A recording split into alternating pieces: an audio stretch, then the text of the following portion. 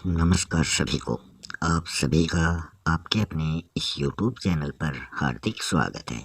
आज हम आपके सामने जो एजुकेशनल साइकोलॉजी है पीडी पाठक द्वारा रचित, उसका भाग 2 आपके सामने प्रस्तुत करने जा रहे हैं। इससे पहले हमने भाग 1 में 5 चैप्टर कंप्लीट कर लिए हैं। अगर आपने वो चैप्टर नहीं देखे हैं तो वीडियो की प्ले लिस्ट में जाकर वो चैप्टर देख सकते हैं। ये चैप्टर 5 जो हैं ये 5 वीडियो में वहाँ आपको दिखाई देंगे और पाँचों ही चैप्टर जो हैं वो कंपटीशन एग्ज़ाम की दृष्टि से बहुत ही यूजफुल हैं। आज हम इसका भाग 2 प्रस्तुत करने जा रहे हैं। ये भाग जो है ये मानव व्यवहार के आधार से संबंधित है। इसमें भी ये 5 चैप्टर हैं और हम एक एक चैप्टर एक एक वीडियो में कंप्लीट करने का प्रयास करेंगे। अगर आपको वीडियो अच्छा लगे तो वीडियो को लाइक करें और अपने अमूल्य सुझाव कमेंट बॉक्स में ज़रूर दें। अपने दोस्तों के साथ इस वीडियो को शेयर करें और अगर आपको वीडियो पसंद आ रहे हैं या आप इस YouTube चैनल पर नए हैं तो इस YouTube चैनल को सब्सक्राइब ज़रूर करें ताकि आपको एक से बढ़कर एक जो प्रतियोगी परीक्षा हैं उनकी दृष्टि से जो महत्वपूर्ण वीडियो हैं वो आपके सामने हम प्रस्तुत कर सकें। तो आज का अपना जो चैप्टर रहेगा वो रहेगा वंशानुक्रम व वातावरण। इसमें प्रकृति व पोषण ये सभी आपको दिखलाई देंगे। तो शुरू करते हैं आज का वीडियो। सबसे पहले हम बात करें तो जो वंशानुक्रम है उसका अर्थ व परिभाषा हम देख लेते हैं, फिर हम वातावरण के बारे में अध्ययन करेंगे। तो हेरिडिटी जो होती है वो हम देख लेते हैं। साधारणतया लोगों का ये विश्वास होता है कि जैसे बच्चों के माता पिता होते हैं वैसे ही उनकी संतानें होती हैं। इसका अभिप्राय यह है कि बालक जो है उसका रंग, रूप, आकृति, विद्वता आदि सब कुछ जो हैं वो अपने माता पिता से मिलते जुलते होते हैं, उनके समान ही होते हैं। दूसरे शब्दों में उसे अपने माता पिता के शारीरिक और मानसिक गुण प्राप्त होते हैं। उदाहरण के लिए यदि माता पिता विद्वान हैं तो बालक भी क्या होता है, विद्वान होता है। तो ये सभी जगह संभव नहीं होता है, मगर अधिकांशतः जो माता पिता विद्वान होंगे उनके बालक या बच्चे जो हैं वो भी विद्वान होते हैं। पर हम यह भी देखते हैं कि विद्वान माता पिता ज़रूर हैं मगर उनके बालक जो हैं वो मूर्ख हैं। और कभी कभी हम देखते हैं कि जो मूर्ख या अनपढ़ माता पिता हैं उनके बालक जो हैं वो विद्वान बनकर किसी हाई पोस्ट पर कार्यरत होते हैं। इसका कारण यह है कि बालक को न केवल अपने माता पिता से बल्कि उनसे पहले के जो पूर्वज हैं जैसे दादा दादी, नाना नानी, वो उनके जो पूर्वज हैं वहाँ से भी उनको शारीरिक और मानसिक गुण प्राप्त होते हैं। इसी को हम वंशानुक्रम, वंश परंपरा, मतकता, आनुवंशिकता आदि नामों से इसे हम पुकारते हैं। तो ये सभी नाम किसके हैं, ये हेरिडिटी के ही हैं सभी नाम। इस वंशानुक्रम के अर्थ को और अधिक हम नीचे जो परिभाषाएं दी गई है उनमें हम देखेंगे। तो B.N. झा जो है वो वंशानुक्रम के बारे में क्या कहते हैं कि व्यक्ति की जो जन्मजात विशेषताएं हैं उन सभी का पूर्ण जो योग है, उन विशेषताओं का पूर्ण योग ही क्या है, वंशानुक्रम कहलाता है। कि व्यक्ति की जो भी जन्मजात विशेषताएं हैं उनका पूर्ण योग ही वंशानुक्रम है। तो ये B.N. झा द्वारा दी गई परिभाषा है। वुडवर्थ महोदय ने क्या कहा है कि वंशानुक्रम में वे सभी बातें आ जाते हैं जो जीवन का आरंभ करते समय, जन्म से नहीं, तो जीवन का आरंभ उन्होंने जन्म से नहीं माना है बल्कि गर्भाधान से जीवन का आरंभ वुडवर्थ महोदय ने माना है।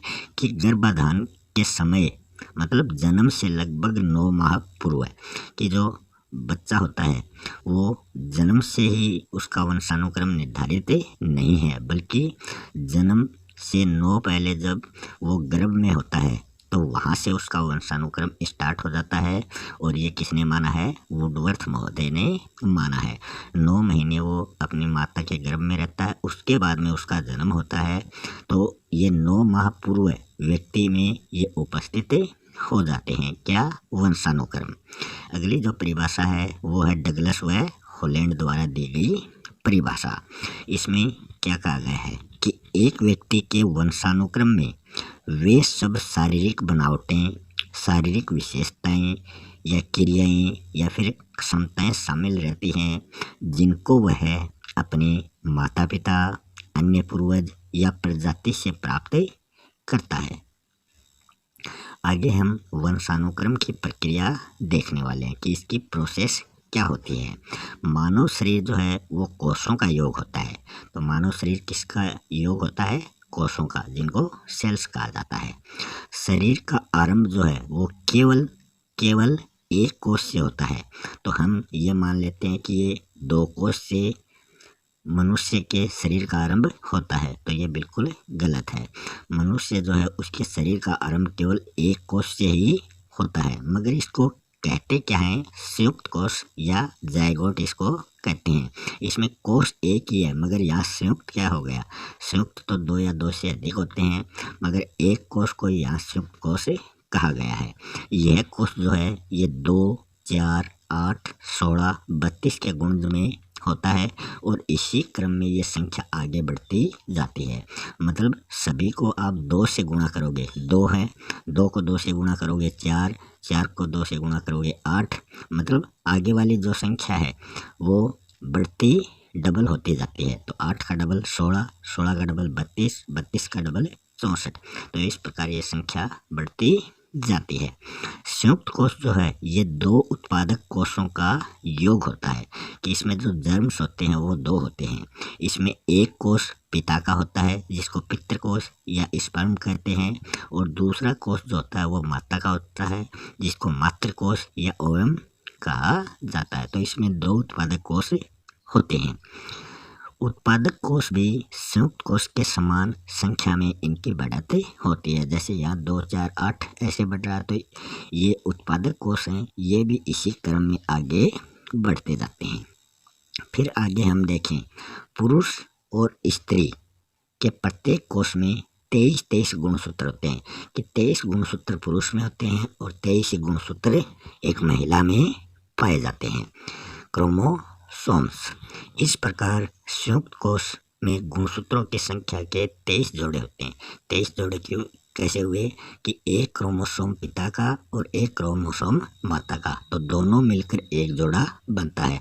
तो इनमें 23 पिता में है और 23 माता में है, तो दोनों मिलकर 23 जोड़े ये हो जाते हैं। इन गुणसूत्रों के संबंध में मन महोदय ने लिखा है कि हमारी सब असंख्य परंपरागत विशेषताएं इन 46 गुणसूत्रों में निहित रहती हैं। ये विशेषताएं गुणसूत्रों में विद्यमान पितृकों मतलब जीन्स में ये पाई जाती हैं। नोबेल पुरस्कार विजेता डॉक्टर हरगोविंद खुराना ने अपने अनुसंधान के आधार पर यह घोषणा की है कि निकट भविष्य में एक प्रकार के पितृक को दूसरे प्रकार के पितृक से स्थापना करना है। औषधि शास्त्र के क्षेत्र में अत्यंत सामान्य कार्य ये हो जाएगा कि ऐसा औषधि शास्त्र के द्वारा ही संभव होगा। उनका विश्वास है कि इस कार्य के द्वारा भावी संतान की मधुमेह के समान दुस्साध्य रोगों से उसकी रक्षा की जा सकेगी, किंतु अभी तक इस बात की खोज नहीं हो पाई है कि इस कार्य के द्वारा युद्ध प्रिय व्यक्तियों को शांति प्रिय बनाया जा सकता है या नहीं। तो ये अभी खोज नहीं हो पाई है। प्रत्येक गुणसूत्र में 40 से लेकर 100 तक पितृक पाए जाते हैं। प्रत्येक पितृक एक गुण या विशेषता को निर्धारित करता है कि ये 40 से 100 तक होते हैं और सभी अलग अलग गुण या विशेषताओं को निर्धारित करते हैं। इसलिए इन पितृकों को वंशानुक्रम निर्धारक कहा जाता है कि ये जो पितृक हैं यही वंशानुक्रम का निर्धारण करते हैं। यही पितृक शारीरिक और मानसिक गुणों को एक पीढ़ी से दूसरी पीढ़ी में पहुंचाने का काम करते हैं। सोरेनसन महोदय ने कहा है कि पितृक जो है ये बच्चों की प्रमुख विशेषताओं और गुणों को निर्धारित करते हैं। पितृकों के सम्मेलन में परिणाम को भी हम वंशानुक्रम कहते हैं। तो ये परिभाषा जो है ये सोरेनसन महोदय के द्वारा दी गई है। फिर हम आगे देखें वंशानुक्रम के जो नियम हैं, प्रिंसिपल हैं, लॉ हैं, मतलब सिद्धांत हैं, वो हम देखने वाले हैं। पहला है बीजकोश की निरंतरता का नियम, दूसरा है समानता का नियम, तीसरा है भिन्नता का नियम, चौथा है प्रत्यागमन का नियम, पांचवा है अर्जित गुणों के संक्रमण का नियम, छठा है मेंडल का नियम। हम बारी बारी से इन सभी नियमों या सिद्धांतों को देखने वाले हैं। सबसे पहला आता है बीजकोश की निरंतरता का नियम। इस नियम के अनुसार बालक को जन्म देने वाला बीजकोश जो है वो कभी भी नष्ट नहीं होता है। इस नियम के जो प्रतिपादक हैं वो हैं वेल्समैन के द्वारा इसको प्रतिपादित किया गया है। बीजकोश का कार्य केवल उत्पादक कोश हैं उनका निर्माण करना है। जो बीजकोश बालक को अपने माता पिता से मिलता है उससे वह अगले पीढ़ी को हस्तांतरित कर देता है। जैसे जो बालक होता है उसके माता पिता से जो बीजकोश मिलते हैं तो वो बालक जो है वो बड़ा होकर खुद माता पिता बनता है और उसके जो बच्चे होते हैं उसमें वो बीजकोश वो हस्तांतरित कर देता है, मतलब आगे वो उसको ट्रांसफर कर देता है। इस प्रकार बीजकोश जो है वो पीढ़ी दर पीढ़ी आगे चलता जाता है। इसी कारण कहा गया है कि ये कभी नष्ट नहीं होता। विस्मैन ने बीजकोश की निरंतरता के नियम को स्वीकार नहीं किया है। इसकी आलोचना करते हुए B.N. झा ने लिखा है कि इस सिद्धांत के अनुसार माता पिता बालक के जन्मदाता न होकर केवल बीजकोश के संरक्षक माने जाते हैं। तो B.N. झा ने इस सिद्धांत के आधार पर कहा कि माता पिता जो है वो बालक के जन्मदाता न होकर केवल बीजकोश के संरक्षक वो माने जाते हैं जिसे वे अपनी संतान को देते हैं। बीजकोश जो है वो एक पीढ़ी से दूसरी पीढ़ी को इस प्रकार हस्तांतरित किया जाता है कि मानो एक वक्र से निकलकर दूसरे में उसको रख दिया जाता है, मतलब एक बैंक से निकालकर दूसरे बैंक में उसको रख दिया जाता है। बीजमैन का सिद्धांत न तो वंशानुक्रम की संपूर्ण प्रक्रिया की व्याख्या करता है और न ही वो संतोषजनक है, तो इसको स्वीकार नहीं किया है। फिर है समानता का नियम। इस नियम के अनुसार जैसे माता पिता होते हैं वैसी उनकी संतानें होती हैं। यही क्या है, समानता का नियम है। इस नियम के अर्थ का स्पष्टीकरण करते हुए सोरेनसन महोदय ने लिखा है कि बुद्धिमान माता पिता के बच्चे बुद्धिमान, साधारण माता पिता के बच्चे साधारण और मंदबुद्धि माता पिता के बच्चे मंदबुद्धि होते हैं। इस प्रकार शारीरिक रचना की दृष्टि से भी बच्चे माता पिता के समान होते हैं। तो समानता का नियम सोरेनसन के द्वारा बताया गया है। फिर आगे है विभिन्नता का नियम। विभिन्नता का नियम क्या कहता है कि इस नियम के अनुसार बालक जो है वो अपने माता पिता के बिल्कुल समान नहीं होकर उनसे भिन्न होता है, मतलब उनसे वो अलग होता है। इसी प्रकार एक ही माता पिता के बालक एक दूसरे के समान होते हुए भी वो बुद्धि, रंग और स्वभाव में एक दूसरे से भिन्न होते हैं। जैसे आप देखते होंगे कि एक माता पिता है, उनके 2 या 3 बच्चे हैं, तो उन सभी के रंग, रूप, बुद्धि, स्वभाव सभी एक जैसे नहीं हैं, क्योंकि वो एक ही माता पिता की संतान है, मगर उनमें ये भिन्नता पाई जाती है। कभी कभी उनमें पर्याप्त शारीरिक और मानसिक विभिन्नताएं भी पाई जाती हैं। इसका कारण बताते हुए सोरेनसन महोदय ने लिखा है कि इस भिन्नता के कारण माता पिता के उत्पादक कोषों की जो विशेषताएं हैं वो इनकी भिन्नता का प्रमुख कारण मानी जाती हैं। उत्पादक कोषों में अनेक पितृक पाए जाते हैं जो विभिन्न प्रकार से संयुक्त होकर एक दूसरे से भिन्न बच्चों का निर्माण वो करते हैं। फिर आगे है प्रत्यागमन का नियम। इस नियम के अनुसार बालक में अपने माता पिता के विपरीत गुण उसमें हमें देखने को मिलते हैं। इस नियम का अर्थ स्पष्ट करते हुए सोरेनसन महोदय ने लिखा है कि बहुत प्रतिभाशाली माता पिता के बच्चों में कम प्रतिभाशाली होने की प्रवृत्ति और बहुत निम्न कोटि के माता पिता के बच्चों में कम निम्न कोटि के होने की प्रवृत्ति ही प्रत्यागमन कहलाती है। प्रकृति का यह नियम है कि वह विशिष्ट गुणों के बजाय केवल सामान्य गुणों का अधिक वितरण करके एक जाति के प्राणियों को एक ही स्तर पर रखने का वो प्रयास करती है।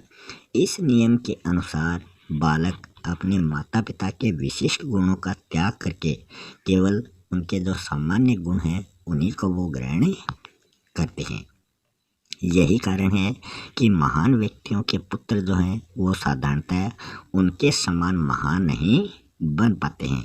उदाहरण के रूप में हम देखें तो बाबर, अकबर और महात्मा गांधी के पुत्र जो हैं वो उनसे बहुत अधिक निम्न कोटि के माने जाते हैं कि वो उनके जैसे महान नहीं बने।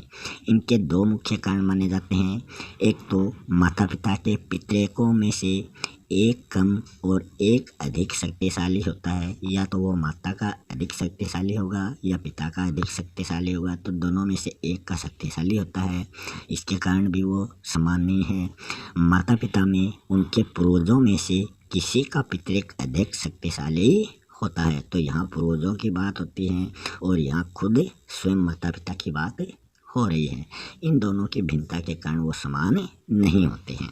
अगला जो अपना नियम है, सिद्धांत है, वह है अर्जित गुणों के संक्रमण का नियम। इस नियम के अनुसार माता पिता द्वारा अपने जीवन काल में अर्जित किए जाने वाले गुण जो हैं वो उनकी संतान को प्राप्त नहीं होते, कि जो जीवन काल में गुण अर्जित किए हैं माता पिता ने वो उनके बच्चों में नहीं आते। इस नियम को अस्वीकार करते हुए विकासवादी लेमार्क ने लिखा है कि व्यक्तियों द्वारा अपने जीवन में जो कुछ भी अर्जित किया जाता है वह उनके द्वारा उत्पन्न किए जाने वाले व्यक्तियों को संक्रमित किया जाता है। इसका उदाहरण देते हुए लेमार्क महोदय ने क्या कहा है कि जिराफ पशु की गर्दन पहले घोड़े के जैसी थी, मतलब बिल्कुल छोटी थी, परंतु कुछ विशेष परिस्थितियों के कारण वह लंबी हो गई, क्योंकि वो क्या करने लगा, लगातार जो अधिक ऊंची पत्तियां थी वो उनको खाने लगा, जिसके कारण लगातार उसकी जो गर्दन है उसकी लंबाई बढ़ती चली गई। कालांतर में उसकी लंबी गर्दन का गुण जो है वो अगली पीढ़ी में संक्रमित होने लगा। अब आप देखोगे कि जो जिराफ का बच्चा है उसकी गर्दन भी आपको लंबी दिखाई देगी।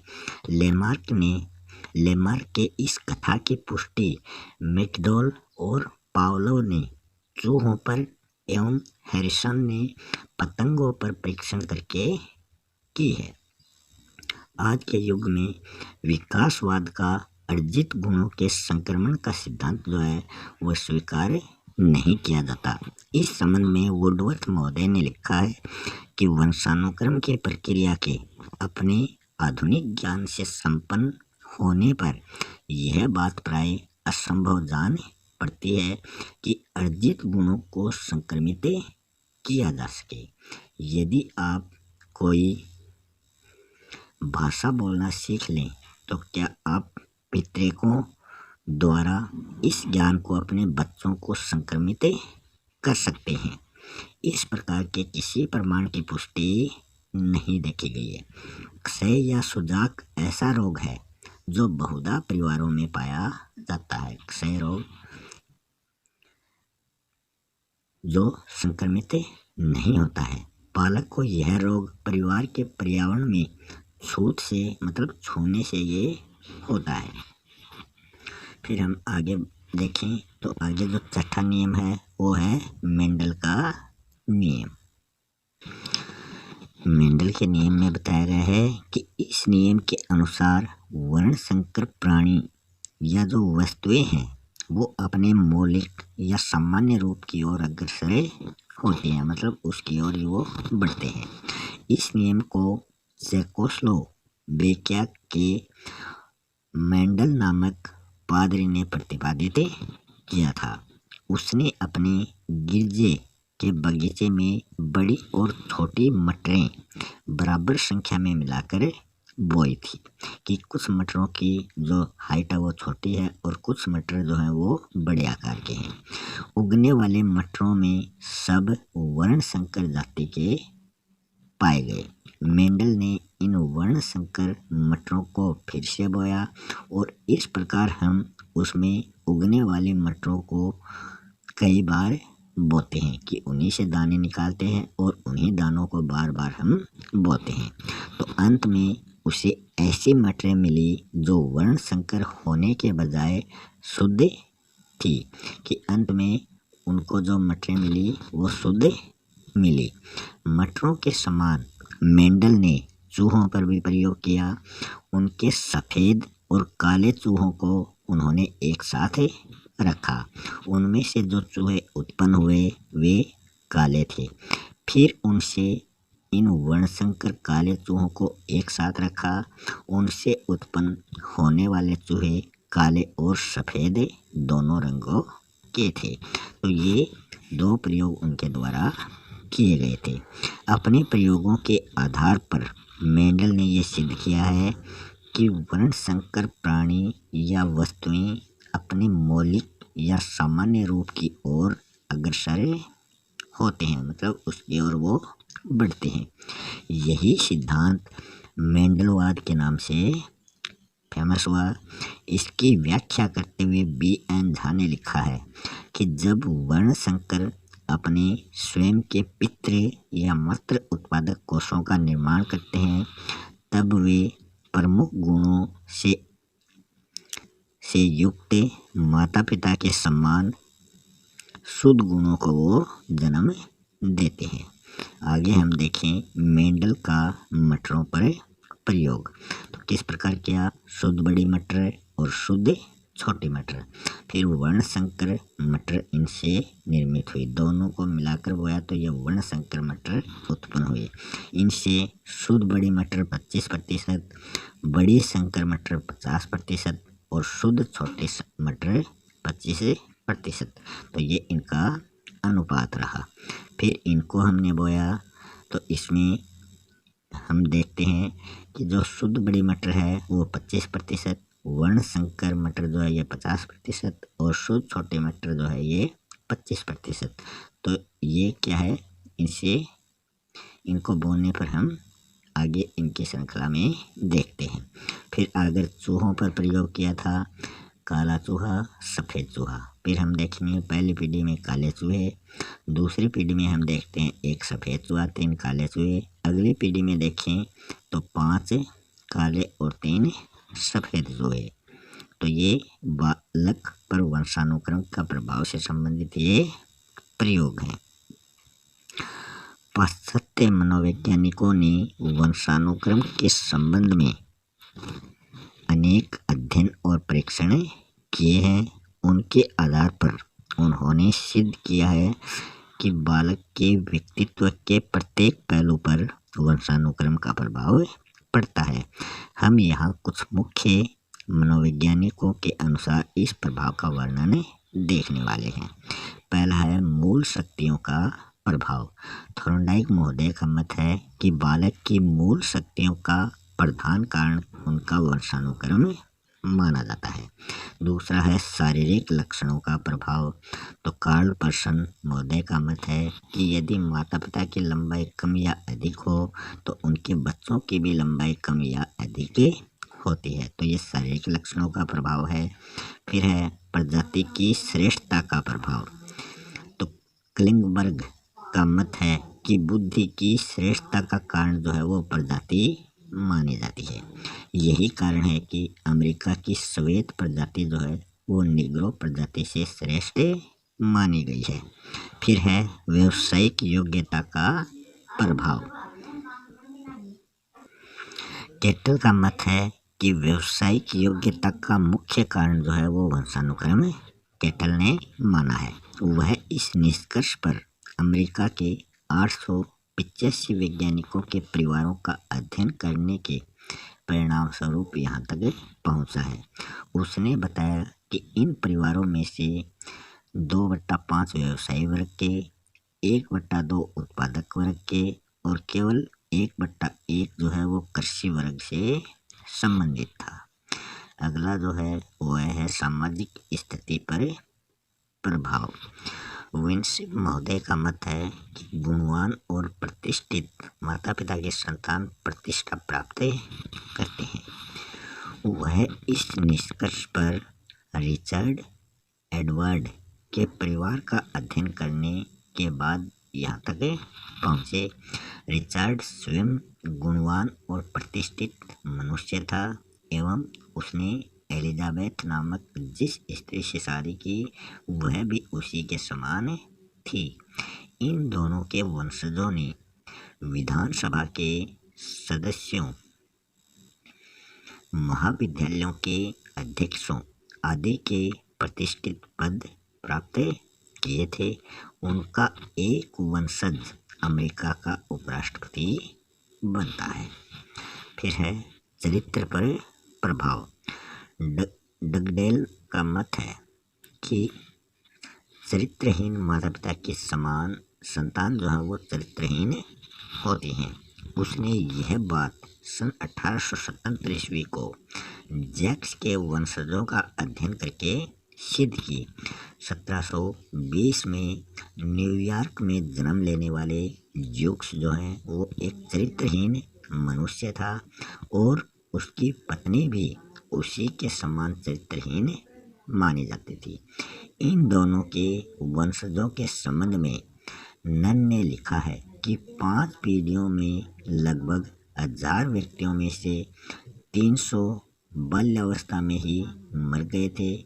310 ने 2300 वर्ष दरिद्र ग्रहों में व्यतीत किए। 440 रोग के कारण मर गए।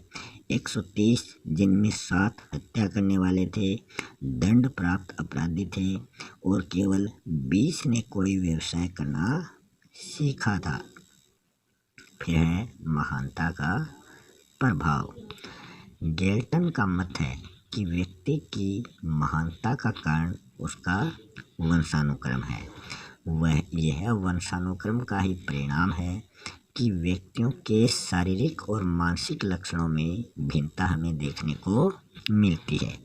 व्यक्ति का कद, वर्ण, वजन, स्वास्थ्य, बुद्धि, मानसिक शक्ति आदि उसके वंशानुक्रम पर आधारित रहते हैं। गोल्टन महोदय ने लिखा है कि महान न्यायाधीशों, राजनीतिज्ञों, सैनिक पदाधिकारियों, साहित्यकारों, वैज्ञानिकों और खिलाड़ियों के जीवन चरित्रों का अध्ययन करने से ज्ञात होता है कि उनके परिवारों में इन्हीं क्षेत्रों में प्रशंसा प्राप्त अन्य व्यक्ति भी हुए हैं। अगला जो है वह है बुद्धि पर प्रभाव। गोडार्ड का मत है कि मंद बुद्धि माता पिता की संतान मंद बुद्धि और तीव्र बुद्धि माता पिता की संतान जो है वो भी तीव्र बुद्धि वाली होती हैं। उसने यह बात कॉलिकॉक नामक एक सैनिक के वंशजों का अध्ययन करके कॉलिकॉक ने पहले एक मंद बुद्धि स्त्री से और कुछ समय बाद एक तीव्र बुद्धि स्त्री से विवाह किया। पहली स्त्री के 480 वंशजों में से 143 मंद थे और 46 सामान्य थे और 36 अवध संतान, 32 गणिकाएँ, 24 शराबी, 8 विश्चल्य स्वामी, 3 मिर्गी रोग वाले और 3 अपराधी थे। दूसरी महिला के 496 वंशजों में से केवल 3 मंदबुद्धि और चरित्रहीन थे। शेष ने व्यवसायियों, डॉक्टरों, शिक्षकों, वकीलों आदि के रूप में समाज में सम्मानित स्थान प्राप्त किया था। वंशानुक्रम के संचयी प्रभाव पर प्रकाश डालते हुए कोलेस्निक ने लिखा है कि जिस सीमा तक व्यक्ति की शारीरिक रचना को उसके पितृक निश्चित करते हैं, उस सीमा तक उसके मस्तिष्क एवं स्नायु संस्थान की रचना, उसके अन्य शारीरिक लक्षण, उसकी खेलकूद संबंधी कुशलता और उसकी गणित संबंधी योग्यता, ये सभी बातें उसके वंशानुक्रम पर निर्भर होती हैं, पर ये बातें उसके वातावरण पर कहीं अधिक निर्भर होती हैं। फिर वातावरण का अर्थ और परिभाषा। वातावरण के लिए पर्यावरण शब्द का भी प्रयोग किया जाता है, मगर इसको इंग्लिश में एनवायरनमेंट ही कहा जाता है। इसी को वातावरण और इसी को पर्यावरण कहा जाता है। ये जो है पर्यावरण 2 शब्दों से मिलकर बना है, परि और आवरण। परि का अर्थ होता है चारों ओर, आवरण का अर्थ होता है ढकने वाला या बंद करने वाला। और अगर हम इसमें संधि की बात करें तो इसमें यण संधि हो जाएगी। इसमें ई का ये बन जाता है, पैर ई का ये बन जाएगा और आ जुड़कर या बन जाएगा, और ये रे आधा है, ये या के ऊपर चला जाएगा और ऐसा का ऐसा आ जाएगा। इस प्रकार पर्यावरण या वातावरण वो वस्तु है जो चारों ओर से ढके या घेरे हुए है। अतः हम कह सकते हैं कि व्यक्ति के चारों ओर जो कुछ भी है वही उसका वातावरण है। इसमें से वे सब तत्व शामिल किए जाते हैं जो व्यक्ति के जीवन और व्यवहार को प्रभावित करते हैं। आगे हम वातावरण के अर्थ को और अधिक स्पष्ट करेंगे कुछ परिभाषाओं को देकर। पहला है बोरिंग, लेगफेल्ड व वेल्ड महोदय द्वारा वातावरण की क्या परिभाषा दी गई है। पितृकों के अलावा व्यक्ति को प्रभावित करने वाली प्रत्येक वस्तु ही वातावरण है, कि जो पितृक हैं उनके अलावा सभी वातावरण हैं। वुडवर्थ महोदय ने कहा कि वातावरण में वे सब बाह्य तत्व आ जाते हैं जिन्होंने व्यक्ति को जीवन आरंभ करने के समय से प्रभावित किया है। डगलस एंड हॉलैंड ने कहा कि वातावरण शब्द का प्रयोग उन सब बाह्य शक्तियों, प्रभावों, दशाओं का सामूहिक रूप से वर्णन करने के लिए किया जाता है जो जीवित प्राणियों के जीवन, स्वभाव, व्यवहार, बुद्धि विकास और परिपक्वता पर प्रभाव डालते हैं। फिर है बालक पर वातावरण का क्या प्रभाव पड़ता है। तो बालक पर वातावरण का जो प्रभाव पड़ता है वो पाश्चात्य मनोवैज्ञानिकों ने वातावरण के महत्व के संबंध में अनेक अध्ययन और परीक्षण किए हैं। उनके आधार पर उन्होंने सिद्ध किया है कि बालक के व्यक्तित्व के प्रत्येक पहलू पर भौगोलिक, सामाजिक और सांस्कृतिक वातावरण का व्यापक प्रभाव पड़ता है। भारतीय मनोवैज्ञानिकों के एक अध्ययन के अनुसार 1971 की IAS की परीक्षा में उत्तीर्ण होने वाले छात्रों में से आधे से अधिक के अभिभावकों की मासिक आय 1000 रुपये या इससे अधिक थी और 44% ने पब्लिक स्कूलों में शिक्षा प्राप्त की थी। हम यहाँ कुछ मनोवैज्ञानिकों के अनुसार इस प्रभाव का वर्णन देखने वाले हैं। पहला है शारीरिक अंतर पर प्रभाव। फ्रेंच बॉस का मत है कि विभिन्न प्रजातियों के शारीरिक अंतर का कारण वंशानुक्रम न होकर वातावरण माना है। उन्होंने अनेक उदाहरण देकर यह सिद्ध किया है कि जो जापानी और यहूदी अमेरिका में अनेक पीढ़ियों से निवास करते हैं तो उनकी लंबाई जो है वो भौगोलिक वातावरण के कारण बढ़ जाती है कि व्यक्ति जिस परिवेश या वातावरण में रहता है उसी के अनुसार वो ढल जाता है। अगला है मानसिक विकास पर प्रभाव। गॉर्डन का मत है कि उचित सामाजिक और सांस्कृतिक वातावरण न मिलने पर मानसिक विकास की गति जो है वो धीमी पड़ जाती है। उसने यह बात नदियों के किनारे रहने वाले बच्चों का अध्ययन करके सिद्ध की है। इन बच्चों का वातावरण गंदा और समाज के अच्छे प्रभावों से बहुत दूर था। अगला है प्रजाति की श्रेष्ठता पर प्रभाव। क्लार्क का मानना है कि कुछ प्रजातियों की बौद्धिक श्रेष्ठता का कारण वंशानुक्रम न होकर केवल वातावरण है। उसने यह बात अमेरिका के कुछ गोरे और निग्रो लोगों की बुद्धि परीक्षा लेकर की थी। उसके समान अनेक अन्य विद्वानों का मत है कि निग्रो प्रजाति का बुद्धि का जो स्तर होता है वो इसलिए कम रहता है क्योंकि उनको अमेरिका की श्वेत प्रजाति के समान शैक्षिक, आर्थिक, सांस्कृतिक और सामाजिक वातावरण उपलब्ध नहीं होते हैं। अगला है बुद्धि का प्रभाव। कॉन्डल का मत है कि बुद्धि के विकास में वंशानुक्रम की अपेक्षा वातावरण का प्रभाव कहीं अधिक रहता है। उन्होंने यह बात 552 विद्वानों का अध्ययन करके सिद्ध की। ये विद्वान लंदन की रॉयल सोसाइटी, पेरिस की विज्ञान अकादमी और बर्लिन की रॉयल अकादमी के ये सदस्य थे। इन सदस्यों को प्राप्त होने वाले वातावरण के संबंध में कंडोल महोदय ने लिखा है कि अधिकांश सदस्य धनी और अवकाश प्राप्त वर्गों के माने गए हैं। उनको शिक्षा की सुविधाएं थी और उनको शिक्षित जनता एवं उदार सरकार से उनको प्रोत्साहन मिला था। स्टेफेंस के अनुसार जिन बालकों को निम्न वातावरण से हटाकर उत्तम वातावरण में रखा जाता है उन सब की बुद्धि लब्धि में वृद्धि हो जाती है।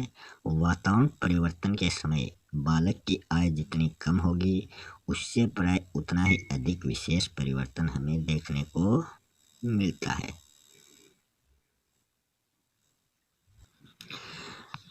अगला है व्यक्तित्व पर प्रभाव। कुल्ले का मत है कि व्यक्तित्व के निर्माण में वंशानुक्रम की अपेक्षा वातावरण का प्रभाव अधिक पड़ता है। उन्होंने सिद्ध किया है कि कोई भी व्यक्ति उपयुक्त वातावरण में रहकर अपने व्यक्तित्व का निर्माण करके महान बन सकता है। उसने यूरोप के 71 साहित्यकारों के उदाहरण देकर ये बताया है कि बनियान एंड बंस का निर्धन जो है वो गरीब परिवारों में हो, जिसका जन्म जो है वो निर्धन परिवारों में हुआ था, फिर भी वे अपने व्यक्तित्व का निर्माण करके महान बने थे। इसका कारण केवल यह था कि उसके माता पिता ने उनको उत्तम वातावरण में रखा था। अगला है अनाथ बच्चों पर प्रभाव।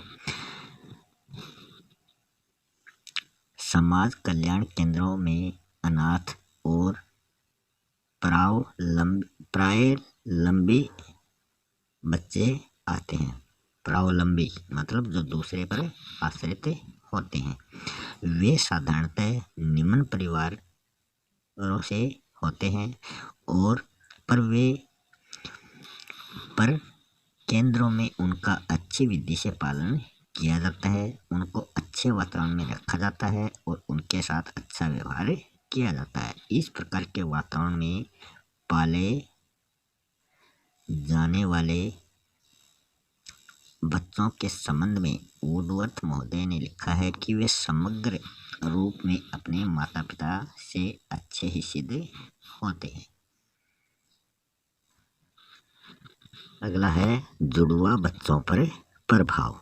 जुड़वा बच्चों के शारीरिक लक्षणों, मानसिक शक्तियों और शैक्षणिक योग्यताओं में अत्यधिक समानता पाई जाती है। न्यूमैन फ्रीडम होलिंजर महोदय ने 20 जोड़े जो जुड़वा बच्चे हैं उन पर अलग अलग वातावरण में रखकर उनका अध्ययन किया है। उन्होंने एक जोड़े के एक बच्चे को गांव के फार्म पर और दूसरे को नगर में रखा था।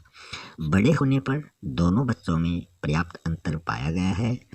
फार्म का जो बच्चा है वो अशिष्ट, चिंताग्रस्त और कम बुद्धिमान था। इसके विपरीत नगर का जो बच्चा है वो शिष्ट, चिंता मुक्त और अधिक बुद्धिमान पाया गया था। स्टेफेंस महोदय का इसके संबंध में विचार है कि इस प्रकार के अध्ययनों से हम यह निर्णय कर सकते हैं कि पर्यावरण का बुद्धि पर साधारण प्रभाव होता है और उपलब्धि पर अधिक विशेष प्रभाव होता है। फिर है बालक पर बहुमुखी प्रभाव। वातावरण बालक के शारीरिक, मानसिक, सामाजिक, संवेगात्मक आदि सभी अंगों पर प्रभाव डालता है। इसकी पुष्टि एवेरॉन ने जंगली बालक के उदाहरण के द्वारा की है। इस बालक को जन्म के बाद ही भेड़िया उठा ले जाता है और उसका पालन पोषण जंगली जानवरों के बीच में करता है। कुछ शिकारियों ने उसे सन 1799 ईस्वी में पकड़ लिया था। उस समय उसकी आयु 11 या 12 वर्ष की थी।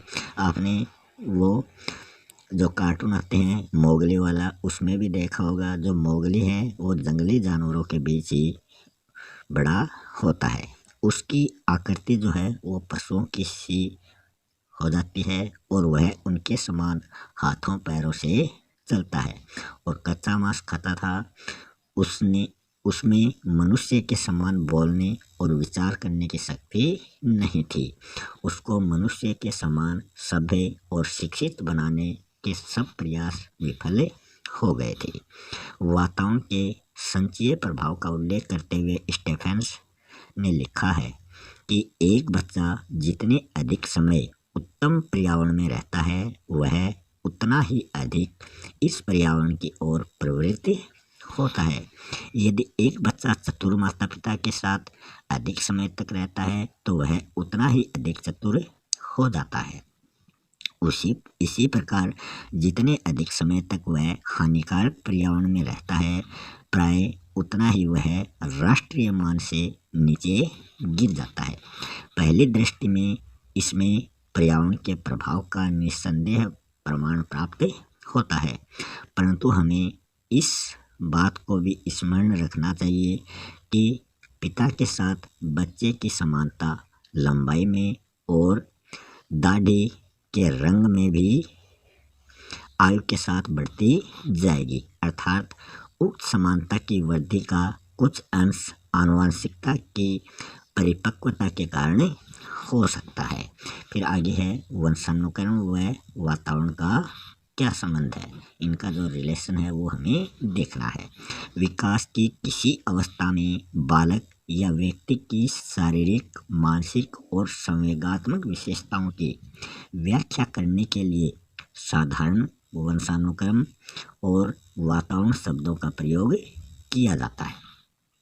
बालक के निर्माण में वंशानुक्रम और वातावरण का किस सीमा तक प्रभाव पड़ता है, यह विषय सदैव विवादास्पद रहा है और अब भी ये विवादास्पद ही है। प्राचीन समय में यह विश्वास किया जाता था कि वंशानुक्रम और वातावरण जो है वो एक दूसरे से पृथक हैं।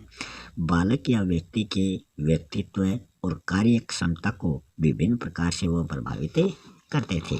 आधुनिक समय में इस धारणा में पर्याप्त परिवर्तन हो गया है।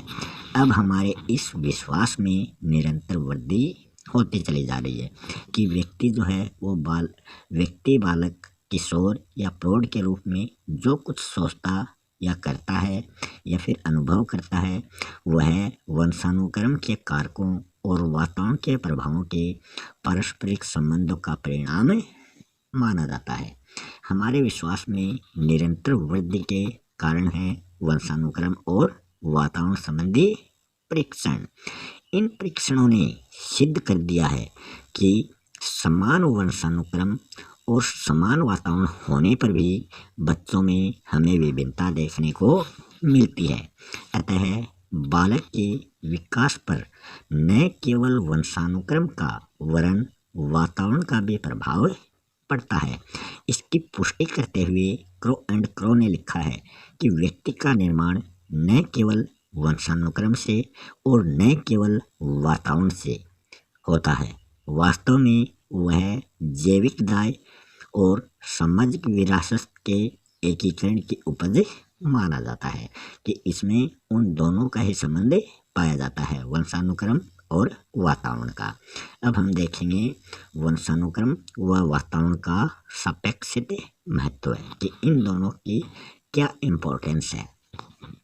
बालक की शिक्षा और विकास में वंशानुक्रम और वातावरण के सापेक्षिक महत्व को निम्नलिखित प्रकार से व्यक्त किया जा सकता है। इसमें पहला बिंदु हम देखें तो वो है वंशानुक्रम व वातावरण की अपृथकता। शिक्षा की किसी भी योजना में वंशानुक्रम और वातावरण को एक दूसरे से अलग नहीं किया जा सकता। जिस प्रकार आत्मा और शरीर का संबंध है, उसी प्रकार वंशानुक्रम और वातावरण का संबंध है कि आत्मा और शरीर को वंशानुक्रम और वातावरण से संबंधित किया गया है। अतः बालक के सम्यक विकास के लिए वंशानुक्रम और वातावरण का संयोग अनिवार्य है। मैक्लेवर एंड पेज ने लिखा है कि जीवन की प्रत्येक घटना जो है वो वंशानुक्रम व वातावरण इन दोनों का परिणाम होती है। इनमें से एक परिणाम के लिए उतना ही आवश्यक है जितना कि दूसरा। कोई न तो कभी हटाया जा सकता है और न कभी अलग किया जा सकता है। इसका दूसरा बिंदु है वंशानुक्रम व वातावरण का समान महत्व है। हमें साधारणतः ये प्रश्न सुनने को मिलता है कि बालक की शिक्षा और विकास में वंशानुक्रम अधिक महत्वपूर्ण है या फिर वातावरण। ये प्रश्न बहुत ही बेतुका है, इसका कोई उत्तर नहीं दिया जा सकता। ये प्रश्न पूछना यह पूछने के समान है कि मोटर कार के लिए इंजन अधिक महत्वपूर्ण है या फिर पेट्रोल। तो जिस प्रकार मोटर कार के लिए इंजन और पेट्रोल दोनों का ही समान महत्व है, उसी प्रकार बालक के विकास में भी वंशानुक्रम और वातावरण का समान महत्व है। तो यहाँ वंशानुक्रम और वातावरण की तुलना इंजन और पेट्रोल से की गई है कि इनका एक के अभाव में दूसरा कार्य नहीं कर सकता। उसी प्रकार इन दोनों का संबंध जो है वो होना चाहिए। वुडवर्थ मोरे ने लिखा है कि यह पूछने का कोई मतलब नहीं निकलता है कि व्यक्ति के विकास के लिए वंशानुक्रम और वातावरण में कौन ज़्यादा महत्वपूर्ण है। दोनों में से प्रत्येक पूर्ण रूप से अनिवार्य माना जाता है। तीसरा महत्वपूर्ण बिंदु है वंशानुक्रम व वातावरण की पारस्परिक निर्भरता। वंशानुक्रम और वातावरण में पारस्परिक निर्भरता पाई जाती है। ये एक दूसरे के पूरक, सहायक और सहयोगी माने जाते हैं। बालकों को जो मूल प्रवृत्तियां वंशानुक्रम से प्राप्त होती हैं, उनका विकास वातावरण में होता है कि उनको मूल प्रवृत्तियां वंशानुक्रम से मिलती हैं, मगर उनका विकास जो होता है वो वातावरण में होता है। उदाहरण में हम देखें कि एक बालक में बौद्धिक शक्ति बिल्कुल नहीं है, तो उत्तम से उत्तम वातावरण भी उसका मानसिक विकास नहीं कर सकता।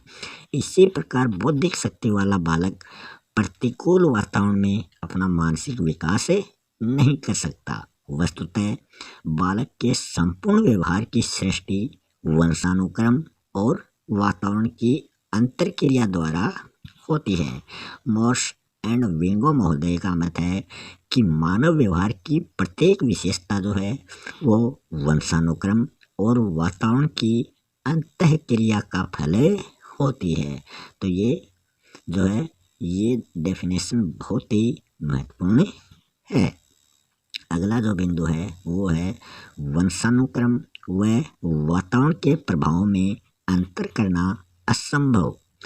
यह बताना असंभव है कि बालक की शिक्षा और विकास में वंशानुक्रम और वातावरण कितना प्रभाव पड़ता है। वंशानुक्रम में वे सभी बातें आ जाती हैं जो व्यक्ति के जन्म से नहीं बल्कि गर्भाधान के समय से वो उपस्थित होती हैं। इसी प्रकार वातावरण में वे सब बाह्य तत्व आ जाते हैं जो व्यक्ति के जन्म के समय से उसको प्रभावित करते हैं।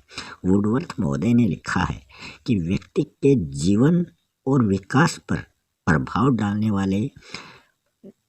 डालने वाली प्रत्येक बातें जो है वो वंशानुक्रम और वातावरण के क्षेत्र में आ जाती हैं, पर ये बातें इतनी पेचीदा ढंग से संयुक्त रहती हैं कि बहुधा वंशानुक्रम और वातावरण के प्रभाव में अंतर करना असंभव हो जाता है, कि हम इनमें अंतर नहीं कर पाते। ये हमारे लिए समस्या बन जाती है। अगला जो बिंदु है वह है बालक वंशानुक्रम व वातावरण की उपज है। बालक का विकास इसलिए नहीं होता कि उसे कुछ बातें वंशानुक्रम में से और कुछ बातें वातावरण से वो ग्रहण करता है। इसी प्रकार यह भी नहीं कहा जा सकता कि वह अपने वंशानुक्रम और वातावरण में से किसकी अधिक उपज है। सत्य बात तो यह है कि वंशानुक्रम और वातावरण का योगफल न होकर ये क्या है, गुणनफल है। तो हम इसको कभी भी योगफल नहीं माने, इनको गुणनफल मानना है। वुडवर्थ महोदय का कथन है कि वंशानुक्रम और वातावरण का संबंध जोड़ के समान न होकर गुणा के समान अधिक है। अतः व्यक्ति इन दोनों तत्वों का गुणनफल है, ना कि योगफल। सारांश में हम यह कह सकते हैं कि बालक के विकास के लिए वंशानुक्रम और वातावरण का समान महत्व है। उसके निर्माण में दोनों का योग है। इनमें से एक की भी अनुपस्थिति में उसका सम्यक विकास जो है वो असंभव हो जाता है, कि इनमें जरूरत वंशानुक्रम व वातावरण दोनों की समान है। गेरेट महोदय का कथन है कि इससे अधिक निश्चित बात कोई और नहीं है कि वंशानुक्रम और वातावरण एक दूसरे को सहयोग देने वाले प्रभाव हैं और दोनों ही बालक की सफलता के लिए अनिवार्य हैं।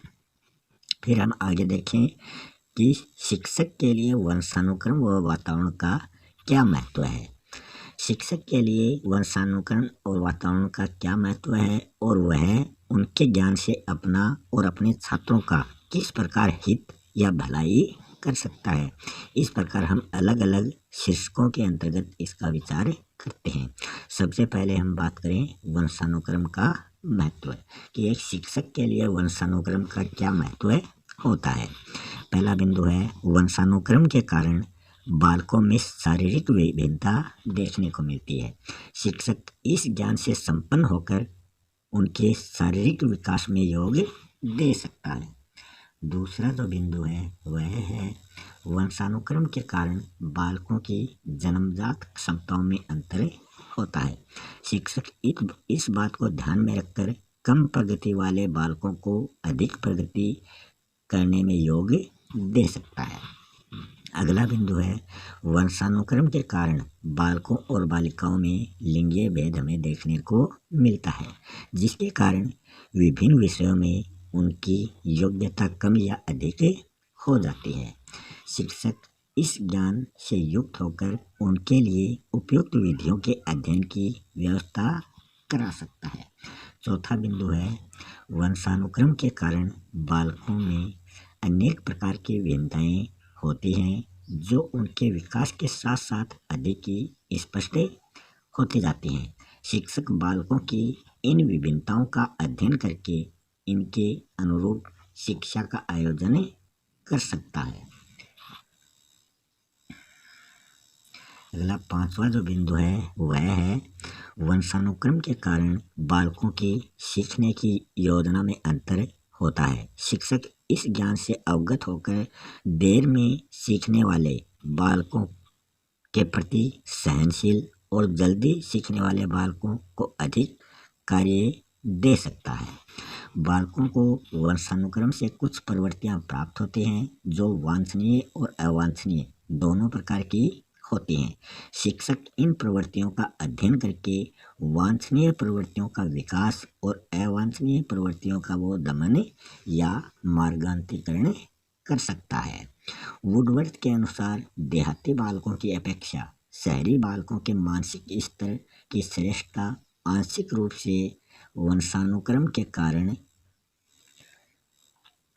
होती है। शिक्षक इस ज्ञान से युक्त होकर अपने शिक्षण को उनके मानसिक स्तरों के अनुरूप बना सकता है।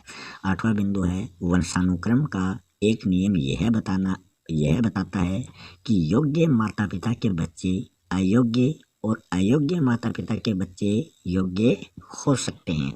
इस नियम को भली भांति समझने वाला शिक्षक ही बालकों के प्रति उचित प्रकार का व्यवहार कर सकता है।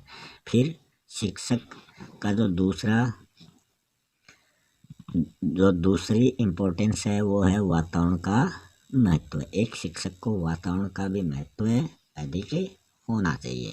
बालक अपने परिवार, पड़ोस, मोहल्ले और खेल के मैदान में अपना पर्याप्त समय बिताते हैं और उनसे प्रभावित होते हैं। शिक्षक इन स्थानों के वातावरण को ध्यान में रखकर ही बालक का उचित पथ प्रदर्शन कर सकता है। सोरेनसन के अनुसार शिक्षा का उत्तम वातावरण बालकों की बुद्धि और ज्ञान में प्रशंसनीय योग देता है। इस बात की जानकारी रखने वाला शिक्षक अपने छात्रों के लिए उत्तम शैक्षिक वातावरण प्रदान करने की चेष्टा कर सकता है। रूथ बेनेडिक्ट के अनुसार व्यक्ति जन्म से एक निश्चित सांस्कृतिक वातावरण में रहता है और उसके आदर्शों के अनुरूप ही आचरण करता है, मतलब वो वैसा ही व्यवहार करता है। इस तथ्य को जानने वाला शिक्षक बालक को अपना सांस्कृतिक विकास करने में योग दे सकता है। अगला बिंदु है अनुकूल वातावरण में शिक्षक का विकास होता है और यदि अनुकूल वातावरण में जीवन का विकास होता है और व्यक्ति उत्कर्ष की ओर बढ़ता है। इस बात को समझने वाला शिक्षक अपने छात्रों की रुचियों, प्रवृत्तियों और क्षमताओं के अनुकूल वातावरण प्रदान करके उनको उत्कर्ष की ओर बढ़ने में सहायता दे सकता है। अगला 5वां बिंदु है यूनेस्को के कुछ विशेषज्ञों का कथन है कि वातावरण का बालकों की भावनाओं पर व्यापक प्रभाव पड़ता है और उससे उनके चरित्र का भी निर्माण होता है। इस कथन में विश्वास करके शिक्षक बालकों के लिए वातावरण का निर्माण कर सकता है जिससे न केवल उसकी भावनाओं का संतुलित विकास हो वरन उसके चरित्र का भी निर्माण होता है। अगला बिंदु है वातावरण बालक के विकास की दिशा निश्चित करता है। वातावरण ही यह निश्चित करता है कि बालक बड़ा होकर अच्छा या बुरा, चरित्रवान या चरित्रहीन, संयमी या व्यभिचारी, व्यापारी या साहित्यकार, देश प्रेमी या देशद्रोही बनता है। इस तथ्य पर मनन करने वाला शिक्षक अपने छात्रों के लिए ऐसे वातावरण का सृजन कर सकता है जिससे उनका विकास उचित दिशा में हो। 7वां बिंदु है प्रत्येक समाज का एक विशिष्ट वातावरण होता है। बालक को इसी समाज के वातावरण से अपना अनुकूलन करना पड़ता है।